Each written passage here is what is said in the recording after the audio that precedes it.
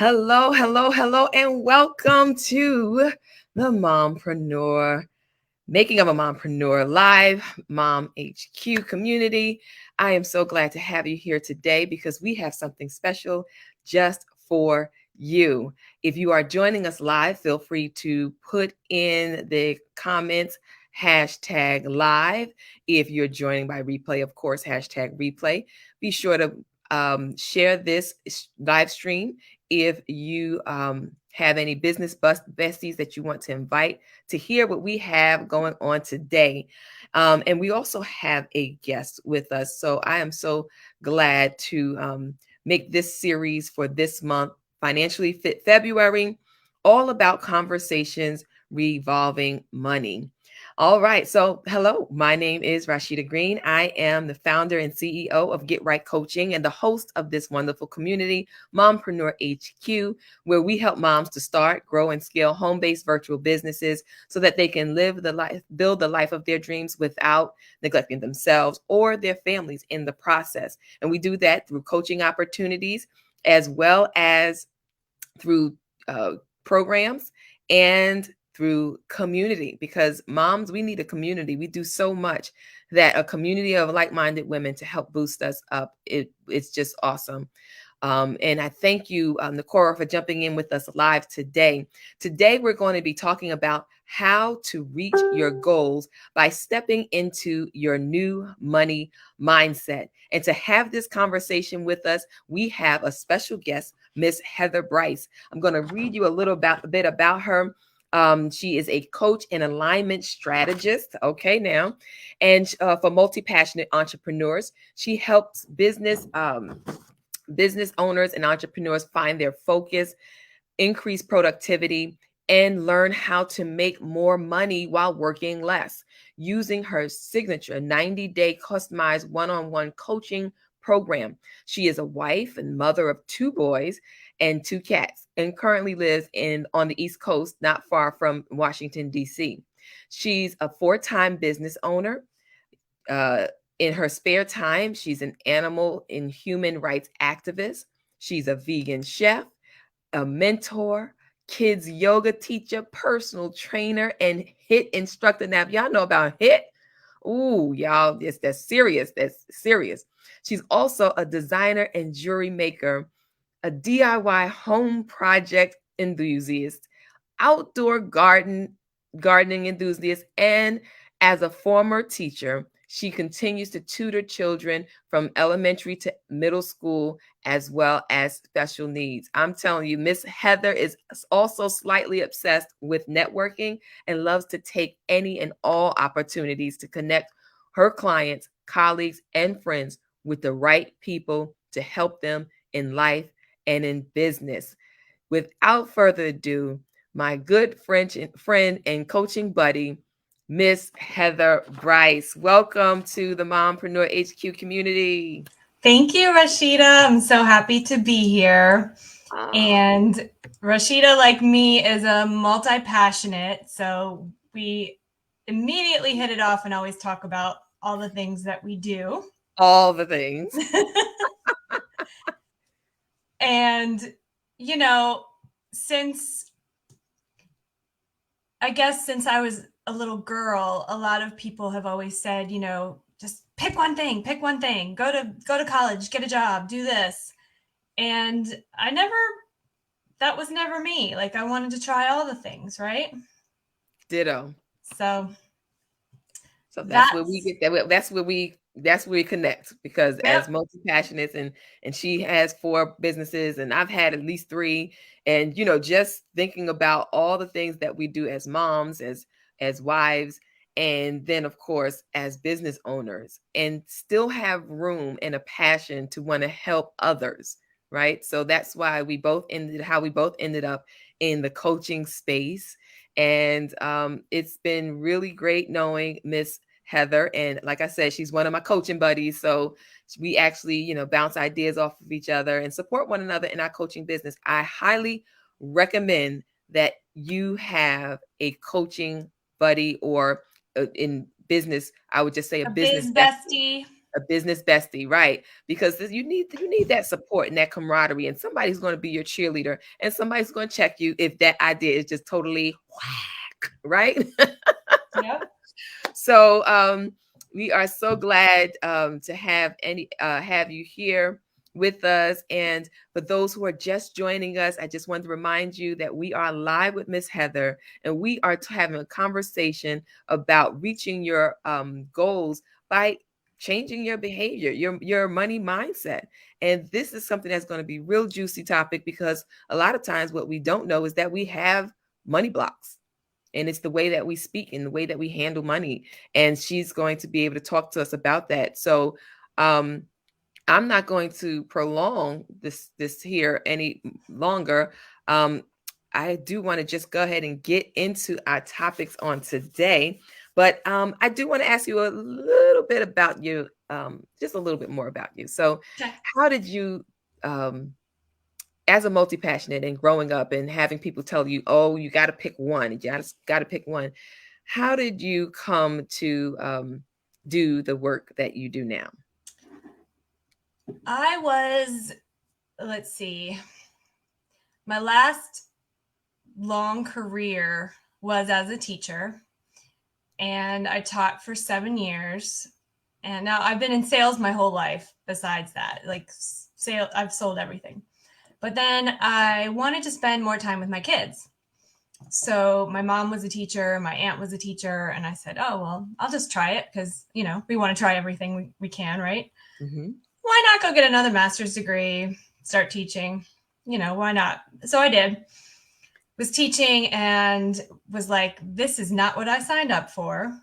I do not have time with my kids. In fact, I have less time with my kids.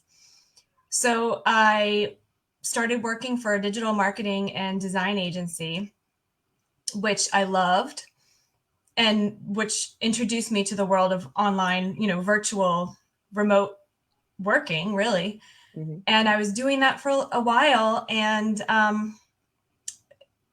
I was talking to some people, and they said, why aren't you coaching? Because you're kind of already coaching already. You're helping CEOs all over the world. You're consulting. So why are you sharing your money? And I was like, oh. As an entrepreneur through and through and a business owner, I was like, you're right. What am I doing? Right. I didn't think of it that way, sharing your money. Yeah, because I was getting commissions, but it wasn't all my money. Right. And I was doing all the work, right? I mean, so I said I could do the same thing, but in the way that I feel is even more effective, because coaching is more of a holistic picture than just, I was helping people strictly with digital strategy and things like that. So that's fine.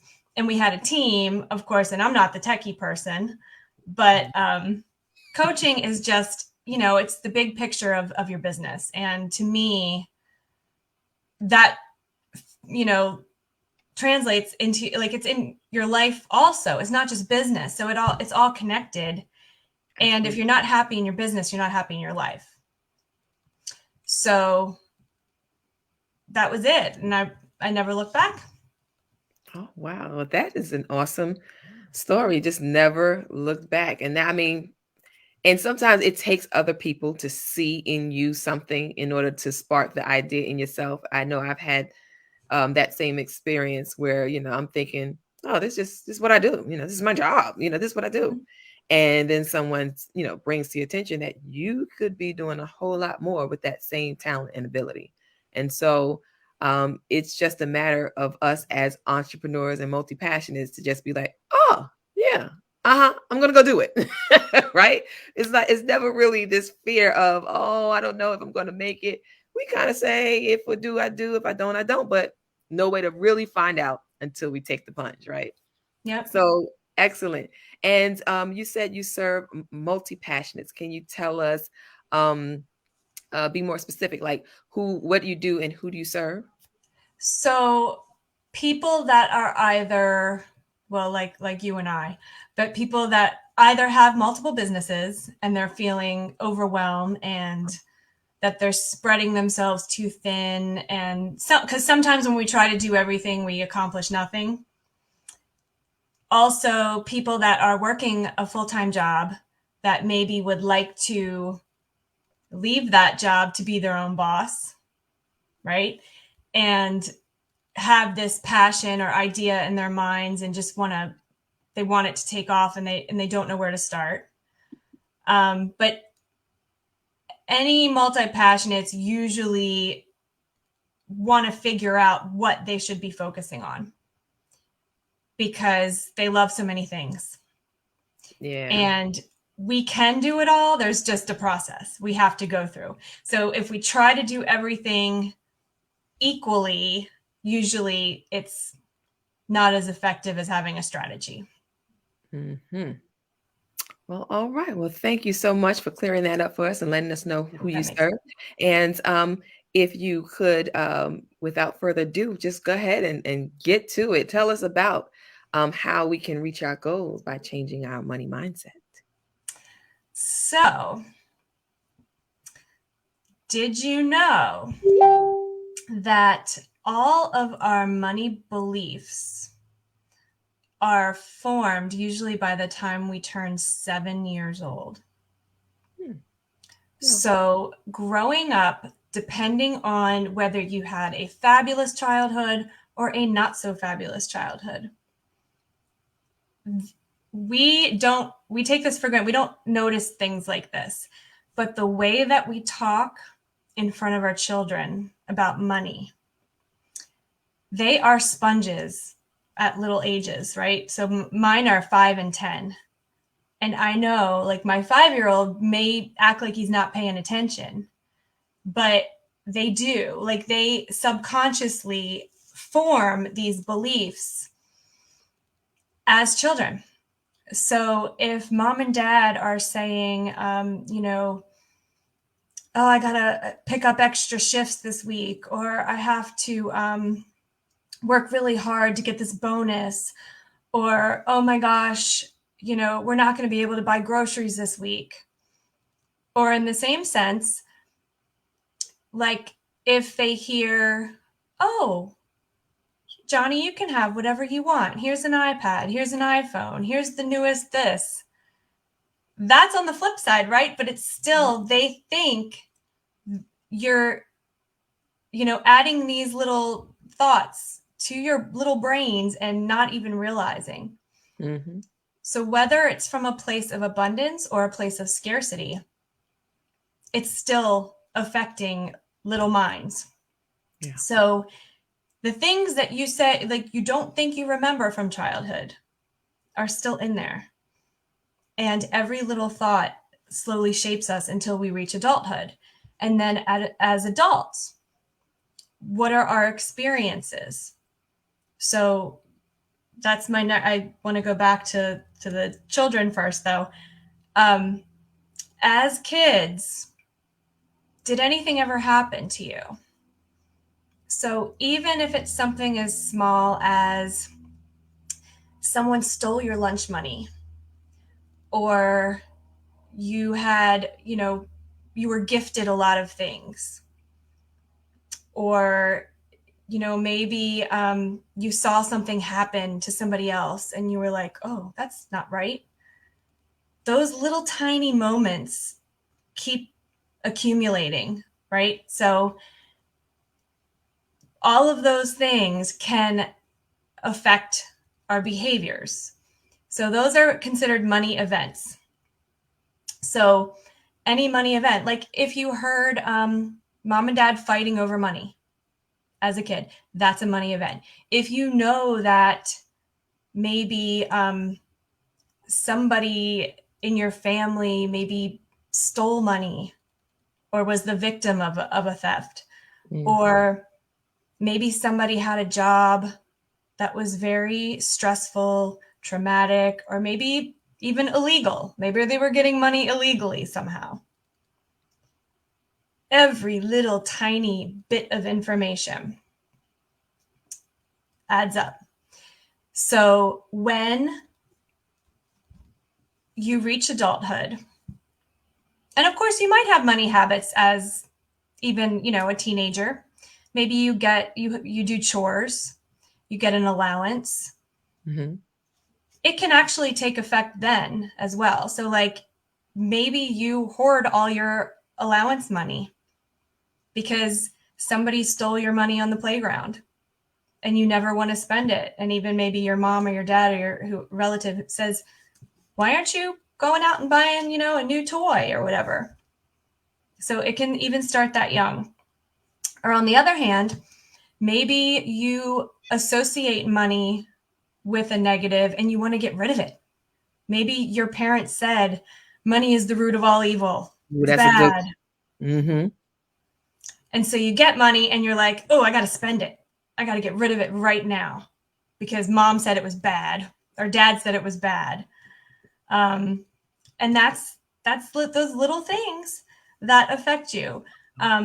So then as you grow and get older and maybe, have a job or a career, it also affects your responsibility with money. So do you go and get that savings account or checking account? Do you invest in stocks?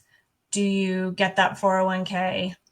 Are you wise with your money or are you not wise with your money? And just because you're not good with money doesn't really mean you're not good with money. There's a reason behind that. Mm-hmm. Does that make sense? So you could be sabotaging your own habits because of your beliefs. Mm-hmm. So I had a client, for example, whose parents passed away when she was younger.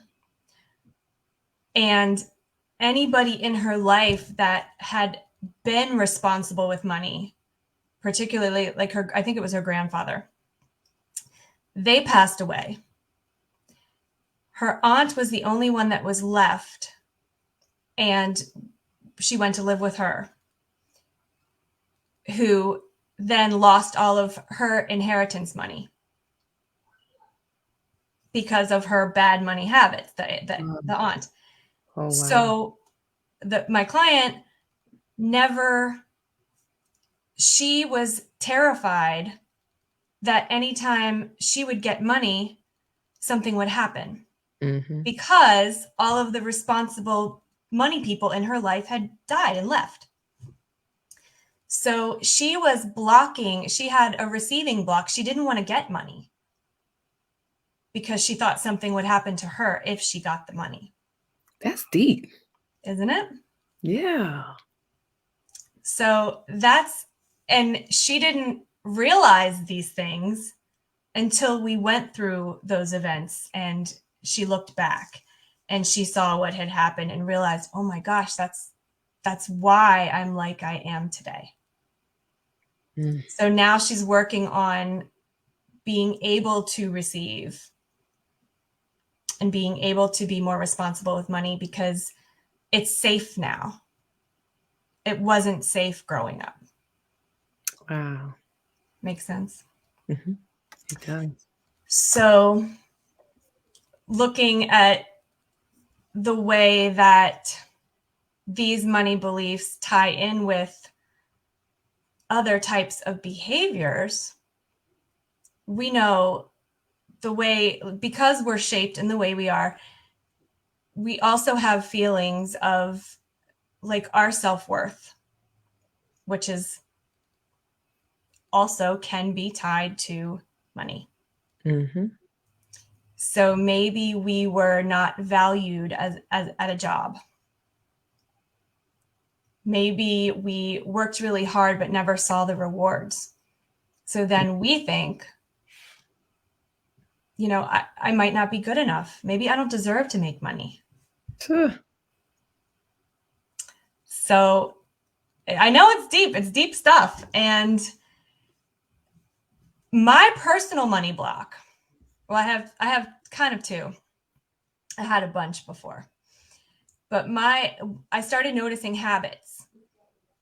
And whenever I would make like what I considered enough money, I had enough in the bank account, I had a cushion, I was good, I didn't really need any money. I kind of stopped working. And I would feel like I didn't have to work hard anymore. Why? Because, of course, in my mind from childhood, you have to work hard to make a lot of money. So I would just stop. And this is mainly back when I was in like a lot of commission sales. So if I got a really good commission and I didn't, we could go on a couple vacations and I'd still have money left over, I just wouldn't work. I wouldn't try. And then guess what happened? All of a sudden, oh, honey, I gotta pick up, I gotta get extra clients. I gotta work extra days because I'm running out of money. And my husband would be like, well, what were you doing all that? Well, why did you not? What were you doing? Confused as to why. Well, we were good. And he's like, well, what do you think was going to happen? Were we going to be good forever? No. So that was my, I had to get out of that because if you stop working, you stop earning, right? Unless you're an investor and you have, that's a whole topic for another day. Right. That's passive income. But then the next block was someone said to me, I have a receiving block. And I was like, okay, you do, but I'm good. And I was like, wait a minute, do I have a receiving block? No, I love getting money. Anybody can give me money. It's great. Just bring me money. Until I realized what else is hard for me to receive. Can you receive praise? Can you receive compliments? I've never been able to receive compliments. Yeah. Guess what it's related to? Boom. It's all connected. So I realized that I was self-sabotaging receiving, even though I thought I wasn't. Right, because it's not always about dollars and cents. Yep. But it can translate to that. You see, you could be blocking money that you don't even know about because of something else, some underlying issue. So even though you can make money, say, doing one task or career or job or service, maybe you can't easily receive it doing something else. Yeah.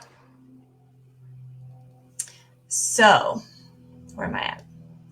So those would be current behaviors. Okay. And getting to the root is the most important thing. So did you have something before nope. Just we just got a few more minutes before we have to transition.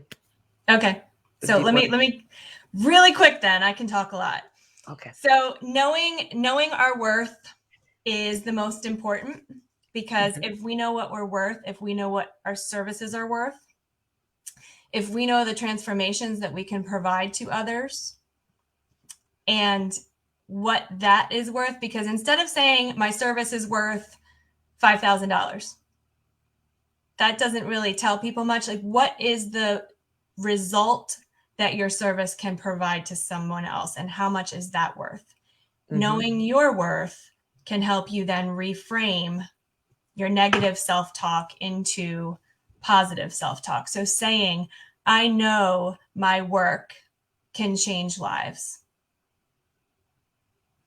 That is stepping into your new money talk and money mantra, because once you know your worth, then you are able to reframe.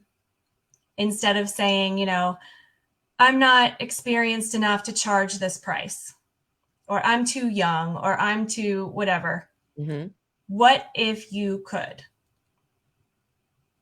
So what is your worth, and what if you could? So that's what we have to reprogram our thoughts, reprogram our brains to then think, because if we can say, I know that my work changes lives, then you're able to receive more.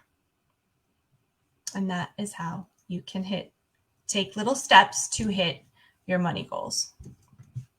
Awesome. Awesome. Thank you. Thank you so much for sharing that information with us. And like one of our viewers said, being transparent and open with these money stories and these money blocks and things that we experience, and how those things that happen to us as a child, right?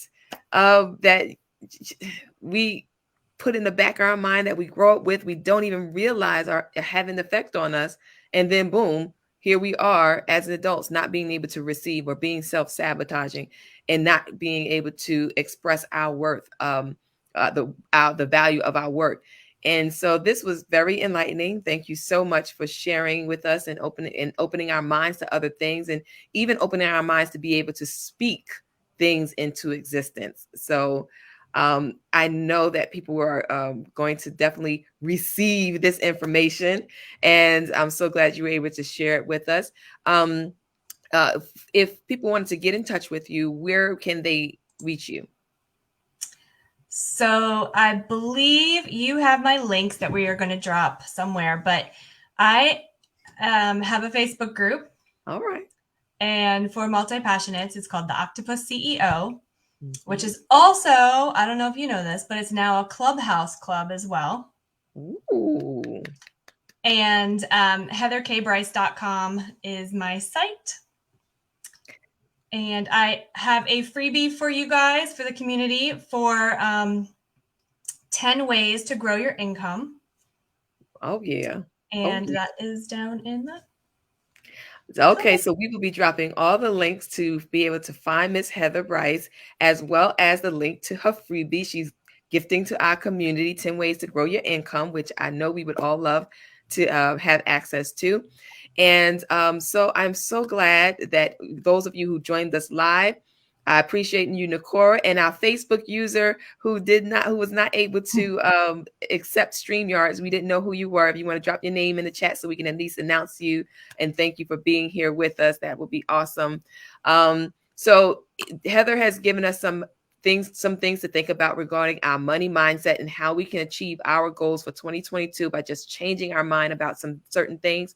So one of those things is about starting a business. If you are considering starting a business in 2022 and you just don't know where to start, or you just don't know how, what resources you're going to need to be able to do that, feel free to contact me on a clarity call. It's a 20-minute call for us to talk about your business, your goals, and how I can help you. And if we are able to, if we're a good fit to work together, reach out to me at www.themompreneurhq.com/clarity-call to make an appointment so that we can talk about your business plans.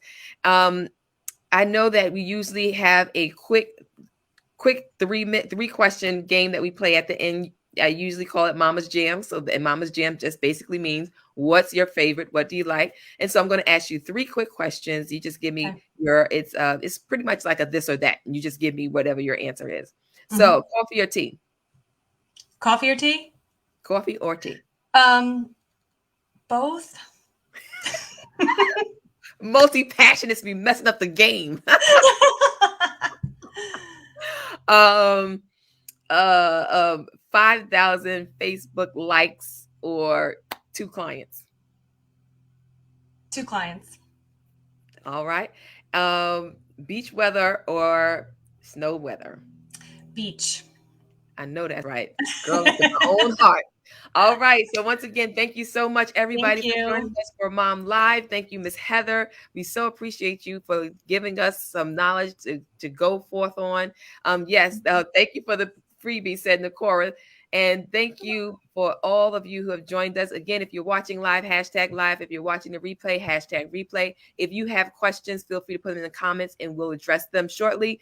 And if you have a business bestie who's not in this group, get them to the Mompreneur HQ so that we can cultivate a community of mompreneurs who are making things happen.